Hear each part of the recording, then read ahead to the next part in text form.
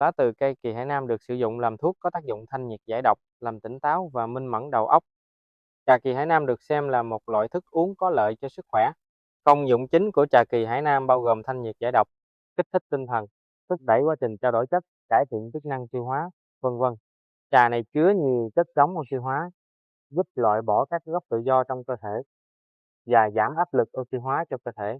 奇楠是一种珍稀的树种，其叶子入药后具有清热解毒、提神醒脑的作用。沉香奇楠茶被认为是一种有益于健的茶饮。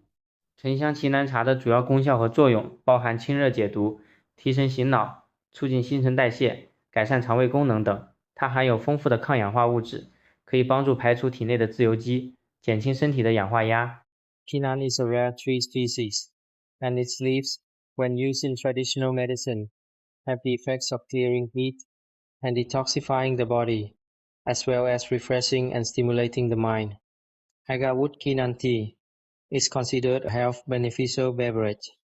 Its main functions and benefits include clearing heat and toxins, boosting mental alertness, promoting metabolism, and improving digestive function.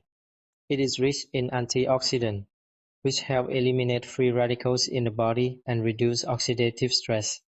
奇楠係一種珍貴嘅樹種，佢嘅葉用嚟入藥，有清熱解毒、提神醒腦嘅功效。沉香奇楠茶被認為係一種有益健康嘅茶飲。沉香奇楠茶嘅主要功效包括清熱解毒、提神醒腦、促進新陳代謝、改善腸胃功能等等。佢含有豐富嘅抗氧化物質，可以幫助清除體內嘅自由基，減輕身體嘅氧化壓力。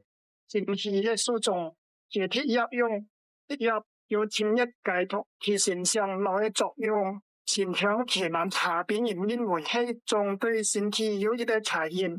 沉香奇楠茶嘅主要功效包括清熱解毒、提神醒腦、促進心情快洽、改善腸胃功能等。